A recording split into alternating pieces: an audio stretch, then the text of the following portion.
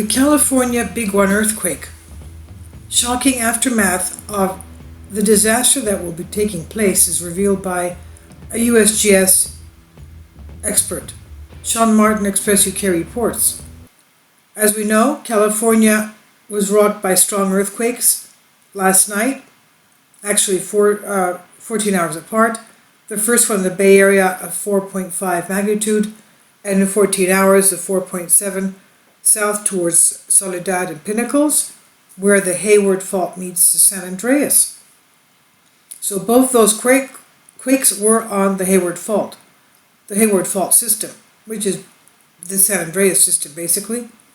Now, one expert says that the current situation in the Golden State could act as a teaser for the aftermath of the much feared Big One. U.S. firm Pacific Gas and Electric, as we know, cut off the power to almost 1 million homes in California last week. The company said that the intentional blackout was in order to reduce the risk from their cables, spreading wildfires across the southwestern state, and the fires are raging in California because of the gusty Santa Ana winds fueling blazes over the weekend. Fire began at Silmar near Los Angeles on Thursday, October 10, and they're continuing to blaze. Tens of homes have been destroyed, thousands of people under evacuation orders to leave the area that was under blazing conditions. One expert warned that California should expect power outages and wildfires when the state is eventually hit by a big earthquake. Experts for some time have been warning concerning the big one, and huge earthquake measuring at least magnitude 7.9 according to U.S. Geological Survey, as centuries worth of tension and pressure have been building up on the fault lines beneath California. Now, seismologist Lucy Jones. Dr. Lucy Jones was the geologist who was speaking to us, one of the geologists speaking to us after the Ridgecrest earthquakes, warning us that the Ridgecrest quakes in no way lessen the chances of the big one striking on the San Andreas. And she has said the following concerning the big one: California will be ravaged by aftershocks, power outages, wildfires, and disruptions to the water supply. This is what she wrote on her Twitter. Parts of SoCal, the Southern California, have power outages and wildfires. Imagine all of Southern California without power and with fires. Disrupt the water supply, add aftershocks, and you're starting to imagine what comes after the big San Andreas earthquake. End quote. Now, as we said, San Andreas earthquake is long overdue, the big one that is, with recent research paper finding that eventually a massive tremor will come. They're expecting it because of the pressure buildup and also because of past earthquakes on this area. Now, after analyzing data of earthquakes over 1,000 years along the San Andreas, and you'll see one of the videos that I uploaded today, it was a talk on the San Andreas, and all the, it's a very nice talk. I got comments that people liked it. The past, present, and future of all this. And they did take the data of past 1,000 years along the San Andreas, and they found that just about an average of every 165 years is when they have a major earthquake on the San Andreas. So San Andreas, San Jacinto, and Hayward Faults, all of which sit, it's the San Andreas system, which sit under California. The researchers said they have never seen a major earthquake hiatus lasting this long. It's lasting too long without an earthquake. Glenn Biasi of the U.S. Geological Survey, the co-author of the study, published in Seismological Research Letters, said, "We know these big faults have to carry most of the tectonic motion in California, and sooner or later they have to slip. The only questions are how they're going to let go and when."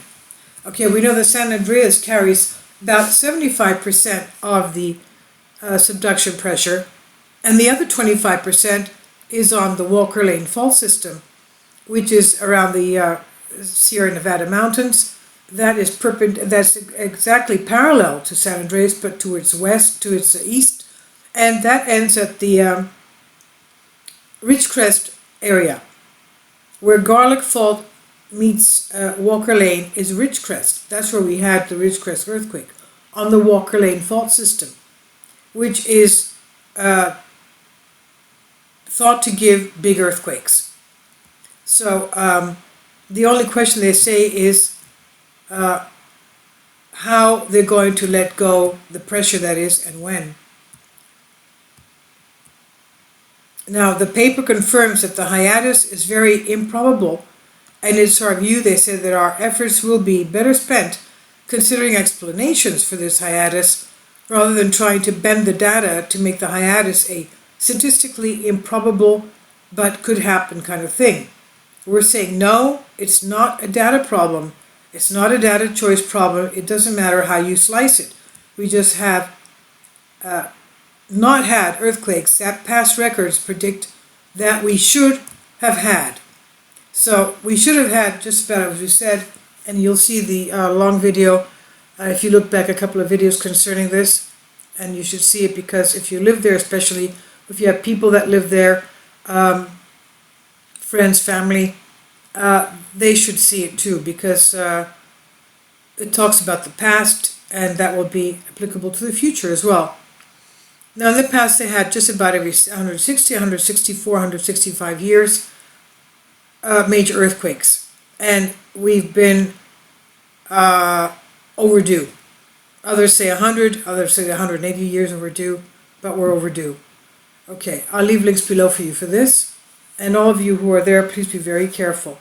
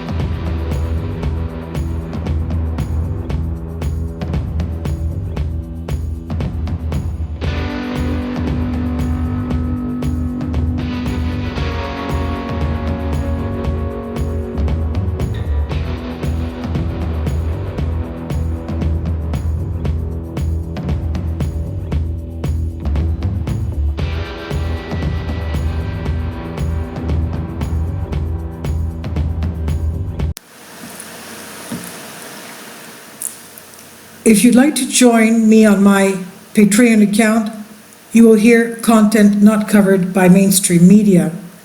These riveting stories will be based on my research, and I will state my opinions and give my personal insight on diverse and controversial subjects and world events not covered by mainstream media, and not supported by YouTube guidelines. So whatever I have on my Patreon, most of those will not be on my YouTube channel. Please consider becoming a member today. More of the most significant and important videos will be on my Patreon channel. Your support helps me to continue my research and keeps this YouTube channel alive. And we depend on your support, your generous charity, because we help economically challenged families here in Athens, Greece, in Kapota, and we also help the young generation with university tuition and the community around our church. Thank you.